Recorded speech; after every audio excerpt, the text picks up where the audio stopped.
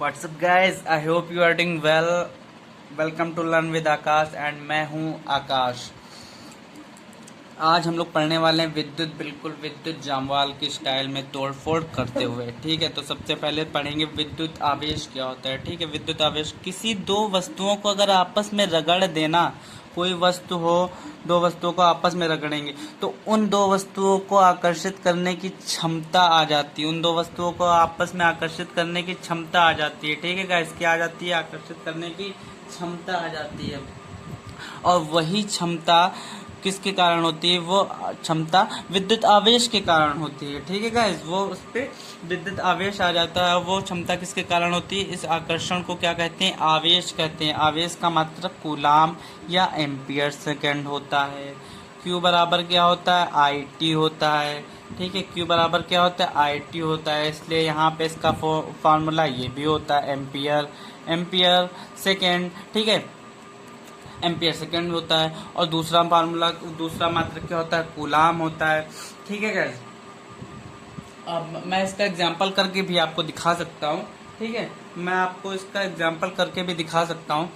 एक सेकंड रुकिए गाइस, एक कागज के टुकड़े थोड़े से लिए हैं मैंने आपको एग्जांपल दिखाने के लिए, सिर्फ कि मैं अब इस समय कंघे को आवेशित कर रहा हूँ। तो अभी आप देखिएगा कि ये कैसे उड़ते हैं। एक सेकंड, ये देखिए गाइस, ये देखिए गाइस, है आकर्षित हो रहा है गाइस। तो यहाँ पे आपको बिल्कुल एकदम प्रैक्टिकल करके सीखने का एग्जांपल गाइस मिलता है।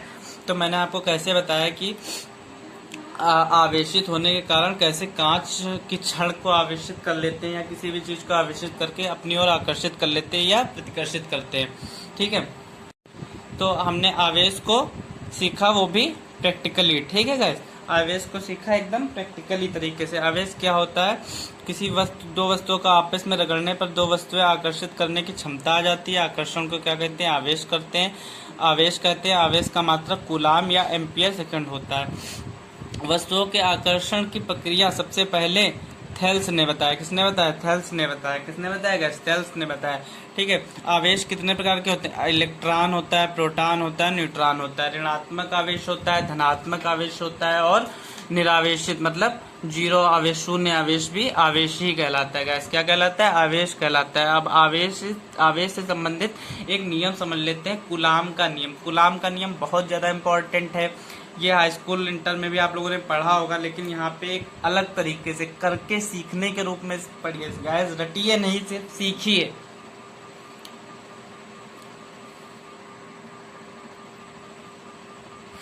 देखिए कूलाम का नियम, अगर कोई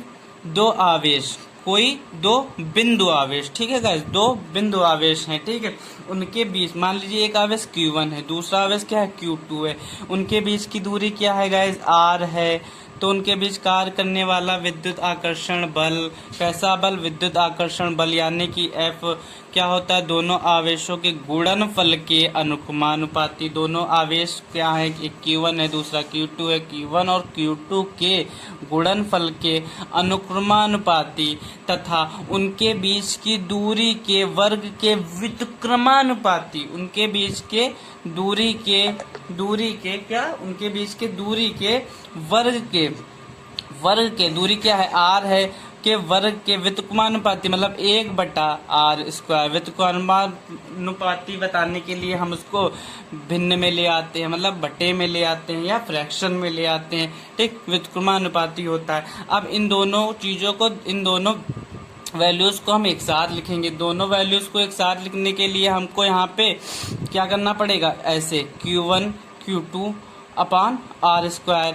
अब व्युत्क्रमानुपाती तो हमेशा रखेंगे नहीं ना, कि कभी ना कभी तो उसको बराबर करेंगे। तो बराबर करने के लिए क्या करते हैं? बराबर करने के लिए यहाँ पे K लगा देंगे। K मतलब क्या होता है? नियतांक होता है, Q1 Q2 अपॉन R²। अब K क्या यूज करेंगे? K क्या यूज करेंगे? K के रूप में हम यूज करेंगे 1/4 pi epsilon not. Epsilon not क्या है गाइस? यहाँ पे एप्सिलॉन नॉट है निर्वात में परम वैद्युतशीलता। क्या है? निर्वात में परम वैद्युतशीलता है। तो F बराबर 1/4 पाई एप्सिलॉन नॉट, ठीक है, epsilon naught Q1 Q2 upon R square. ये बन गया बल का फार्मूला गाइस। बल का मात्रक क्या होता है? न्यूटन, तो यहीं पे न्यूटन ही होगा, ठीक है। तो ये बन गया बल का फार्मूला। कूलाम का नियम यही है। कूलाम का नियम क्या है? दो बिंदु आवेश के बीच लगने वाला आकर्षण बल उन दो बिंदु आवेशों के गुणनफल की अनुक्रमानुपाती तथा बीच की दूरी यानी कि r के वर्ग के व्युत्क्रमानुपाती होता है, ठीक है। ठीक है गाइस, इतना आपको समझ में आ गया होगा। जहाँ पे एप्सिलॉन नॉट क्या है? निर्वात में वैद्युतशीलता है। निर्वात में क्या है? वैद्युतशीलता है। एप्सिलॉन नॉट का मान क्या होता है? 8.85 गुणे 10⁻⁻12, ठीक है। जबकि 1/4 एप्सिलॉन नॉट का मान क्या होगा? 9 गुणे 10⁻9 होता है, ठीक है गाइस।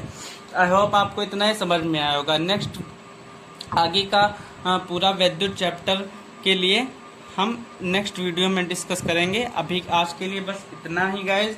आपको आई होप ये डेरिवेशन समझ में आया होगा, आवेश समझ में आया होगा गाइज। तब तक के लिए जय हिंद, जय भारत, टेक केयर गाइज।